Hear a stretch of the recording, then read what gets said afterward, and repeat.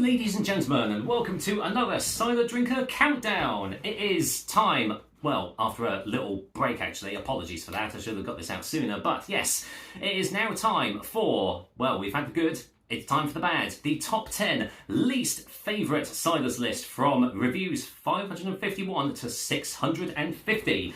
So, if you've not watched my top 10 favourite ciders list for the last 100 reviews, firstly, what are you doing? Go and watch that first and then come back here. I'll wait. Did you go and watch it? No, of course you blooming didn't. You just sat here, didn't you? But yes, make sure you do after watching this video. But yeah, for those that aren't aware, this is going to be my countdown of the top 10 ciders that, well, just didn't really sit right with me. And I always find that these videos tend to get more attraction to them. I don't know why. I think us as a species are just drawn to bad things, I guess. So yeah, enjoy this well, this turd show, shall we say. Although, having said that, this particular 100 didn't have that many bad ciders, mainly because I didn't really actively go out and buy ciders that I thought were going to intentionally be bad, which I have done before in the past. And actually, a lot of this list is not cider pops, because I know a lot of the other top 10s have been sort of inundated with a lot of cider pops. There's going to be a few surprises in this one, let me tell you that, because we're actually starting off at the 4 out of 10s. So yeah, didn't really have that many absolutely atrocious ciders, but well, there are definitely ones when we get to the bottom of the list. So same criteria as last time, no ciders from beer and cider festivals, no apple infused or flavoured beers because they're not ciders, no repeats of ciders, and only one cider per producer. Otherwise, well, this list might be dominated by one producer, which makes for a very boring list, doesn't it? So let's, waste no more time and kick off this crap show with, well, number 10, which is a supermarket bought cider. It's an own branded one. But as I said, we are starting off the 4 out of 10s. So this isn't exactly, like, terrible, but there was just obviously a lot of characteristics which made it either quite bland or just fairly uninteresting. And this one was fairly bland, I'm not going to lie. This is Aldi's Orchard Apple Cider, which is probably one of the most generic names for a cider you can actually get. I mean, the only more generic you could probably get is if you just called it apple cider.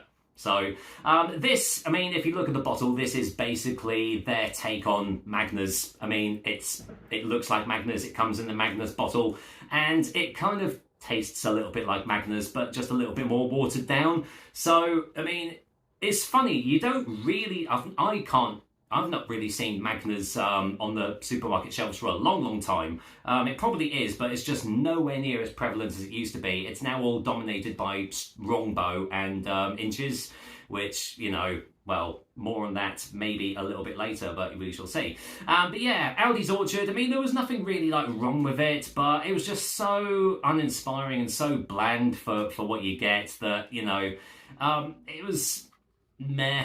If it was one word, it was meh. As I said, nothing wrong with it. There was no bad tastes, but I mean, I can't remember how much it was. It wasn't expensive. I mean, it's an Aldi cider, so it's obviously not going to be, you know, breaking the bank and everything. But Aldi have definitely done a lot better ciders in the past. So yeah, if you're interested, I mean, still, I would say maybe give it a go, but just don't expect anything out of this. So number 10 is Aldi's Orchard Cider. Alright, number 9. Technically this is another supermarket cider, although it's from more of a well-established producer, and it's also, well, it's a little bit weird. Number 9 also got a 4 out of 10, by the way. This was Pip and Wild's Strawberry and Rose, which is actually produced by Aspel Cider. So, I don't really know what they were where they were going with this, because they also had, I think it was a blackberry and nettle, I think it was, which I think also got the same rating, I could be wrong, but as I said, one cider per producer, and I decided to go for the strawberry and rose. I don't really know what the rose actually brought to the table. It really didn't amount to anything, and the strawberry essence to it was, I mean, it wasn't sickly sweet, but it also was not very tasty. It was very, very subtle in its flavours, and for the price that you paid for it, I mean, it was available in Morrison's and I think it was Waitrose as well. I don't know if it still is or not, but I mean, I got it on reduced, but it was still like £1.89, something like that, for a 330ml bottle. I think it was originally £2.39, and obviously it was not going well at that price, so they've had to bump the price considerably for it to be sold. And even then, really wouldn't recommend going out and getting it if it's still around. I don't think it is. I don't think it really sold that well because, as I said, the flavours were just uninspiring, again, uninteresting, a little bit watery, a bit bland. There was some subtle strawberry. The rose didn't add anything to it, and it was all just a little bit of a waste of money, if I'm being honest. So yeah, if it is still around, if you can get it for like really cheap, then maybe still give it a go. But yeah, number 9 spot goes to Pip and Wild, or Apple Ciders, Strawberry and Rose. All right, number 8. Now, this is a bit of an interesting one because I had the, it's a low alcohol cider. So I'll get that out of the way first. But the full ABV version of this particular cider is really nice. It's got some really lovely flavours and everything. But unfortunately, Adnams Wild Wave 0.5% was just a shadow of its like predecessor and everything. It's, again, just, I mean, it got a 4. I mean, all these are 4 out of 10s. So again, there was nothing like really terrible about it, but again, it was just so bland. Oh, it was just really, really bland. Probably one of the blandest low alcohol ciders that I've ever tasted. You might as well have just been drinking water, which I know a lot of people say, well, you might as well just be drinking apple juice or something like that. But man, this wasn't even like drinking apple juice. There really was just nothing to it at all, which was kind of disappointing, and that's why it's a little bit lower down on the list, because the original Wild Wave is a really nice cider. I do really recommend you guys go out and try it. It's a really, really, really tasty drink. But yeah, if you're looking for a low alcohol alternative, I would not say Wild Wave is it. It's just get a bottle of water. You're getting basically the same from it. So there you go. That's why Adnams Wild Wave 0.5% comes in at the number 8 spot.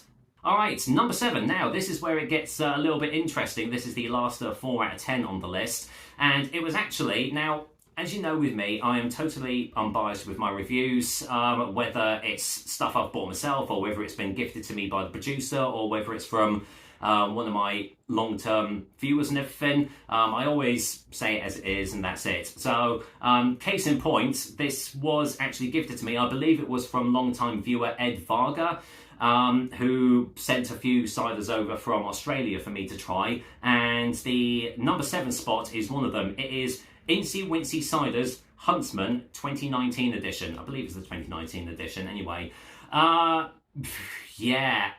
This, it didn't really sit well with me at all, unfortunately. This is, to date, the strongest cider I have ever reviewed on the channel, coming in at 9.2% ABV, which is just astronomically strong. Before that, there was a Swedish cider, I think it was Gouda cider, and it was like 9%, and I thought that was really strong. Normally, ciders come in at about 8.5%, and over that, it's like going into spirit territory. But yeah, this was 9.2%, and I tell you what, you really could taste the strength in this one. And not only that, but it was really just bone dry. Too dry for me. I like my dry ciders, but I mean, this was literally like drinking like sandpaper. It really was just that dry. Now, I gave it a 4 out of 10, mainly because I can see that it does have its merits, and I know some people are really going to, really like that sort of stuff. But for me personally, the flavours just did not sit well, and you don't really normally get an alcohol burn when you drink cider, but I did definitely do when I had this one. So yeah, big thanks to Ed Varga for sending it over to me, but obviously can't like everything. And yeah, as said, I can see its merits, and I can see some people enjoying it, but not for me personally. And that's why Incy Wincy Ciders Huntsman comes in at the number 7 spot. All right. We're going back to familiar territory at the number 6 spot, so we're down to the 3 out of 10s now, so we are getting slightly worse. And it's back to our old boys at Wrongbow, or well, Strongbow as a lot of people call it, and it's their Rosé. It took me a little while to get onto reviewing their Rosé, but I did, and well, I don't really know what I was expecting. I wasn't expecting much from it, but you know, that's what it is. Rosé ciders seem to have like fallen off the wayside a little bit. I mean, you can still get them in supermarkets and everything, but they're not the huge fad that they used to be. But this was not a really good example of a rosé cider. I mean, off the top of my, I've not had many in my time, but I mean, Thatcher's Rosé was a nice one. You know, it was nicely drinkable and everything. But yeah, Strongbow Rosé, not as bad as original Strongbow, but it does still have Strongbow's characteristics to it. So it still had just a really just cloying texture to it. Overly sweet as well. I mean, rosé ciders are a lot sweeter because they come from red-skinned apples, but yeah, this was just really, really sweet. They obviously add loads of sugar into it, but it also still had that just off taste to it that Strongbow tends to have. So yeah, this is not a really good example of a rosé cider, and I would imagine if people are having this for the first time and this is their first rosé cider, they probably won't see what all the fuss is about and they won't actually try any others that you can get, which is a shame because, as I said, Thatcher's Rosé is a really nice cider, so I would recommend that. If you've not tried it, go and buy that over this one. But yeah, I mean, I think it wouldn't be a least favourite ciders list without a Strongbow on it, wouldn't it? So coming in at number 6, which is actually quite high for it, is Strongbow Rosé. Right, number 5 is a bit of an ironic one, because this particular producer was also in my top 10 favourite ciders list for the last 100 reviews. So that's happened a couple of times in the past, isn't it? Like, I've had a really good cider from a producer and then a really bad one. And yeah, this one is from Hawks Cider Company, and this one is their Slam Funk. This was another 3 out of 10, but I don't know whether I had a dodgy bottle. I don't know if the cider had gone off or something, but when I hear Slam Funk and I read the description, I thought, oh, this sounds really nice. It sounds like it's just going to be really, like, you know, barnyardy, traditional, funky, you know, as the name implies.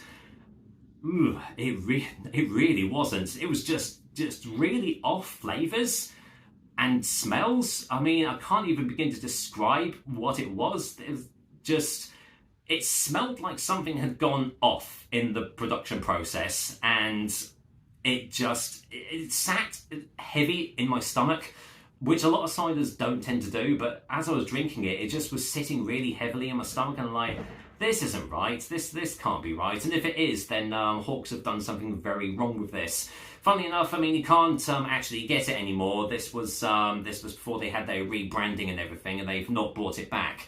So I'm wondering if that's because it didn't really do as well. I'm not sure. I mean, I have seen some other people rate it quite highly, but for me, it just, yeah, something about it just was not right. So that's why I got a 3 out of 10, and that is also why Hawks Slam Funk is at the number 5 spot on my least favourite ciders list. All right, number 4. Okay, so again, we're getting onto, well, we're getting onto familiar territory here. So this is actually the only, well, it's not the only 2 out of 10 I gave this particular 100, but it's the only 2 out of 10 on this particular 10. So number 4 goes to Knights Cider. Yeah, Knights Cider. I mean, wow, what can I say? This was not great. This was chemically, this was acidy, off flavours. I mean, I don't really know what else I was expecting to get from this, but yeah, wasn't exactly expecting it to be that particularly bad, because, I mean, the generic red, black and white branding, you know, sort of gives you the idea that it's going to be a strong, you know, it's going to be a super strong, cheaply made cider. Yeah, this definitely was one of them, but with some really off chemically flavours. So yeah, if you like that sort of stuff, then Knights Cider is definitely the one to go. I believe it's made by Aston Manor, I do believe. I could be wrong there. I think Collier's Cider is the one that's made by Brothers, which isn't on this list, but more on that in a little bit. But yeah, I believe it's made by Aston Manor, who, well, they make subpar ciders as it is, or just downright terrible ones. So yeah, Knights was definitely more on the downright terrible side of territory. Yeah, I cannot recommend this at all. If you like this sort of like cheap strong cider, you can definitely get a lot better from the supermarkets than this, and it's actually not as cheap as some of the others that I've seen. So you're not even really getting value for money with the stuff that's actually inside the bottle. So yeah, definitely cannot recommend this one at all. The number 4 spot goes to Knights Cider. Right, well, if you hadn't guessed, the top 3, or the bottom 3, are all 1 out of 10s. These are they're getting into really, really like bad territory. And the reason why Collier's Cider is not on this list is because Brothers Cider Company, or Brothers Cider Pop Company, are on the number 3 spot, but they're with their Parma Violet Cider Pop. Now, I say I'm unbiased in my reviews, but I kind of went into this one knowing that I probably wasn't going to like it because I absolutely hate Parma Violet sweets. But I thought, you know, I'm going to give it a go. It just might be nice. Yeah, it might just have some nice flavours. Oh no, it really didn't. Even if you like Parma Violet sweets, I don't think you will like this one.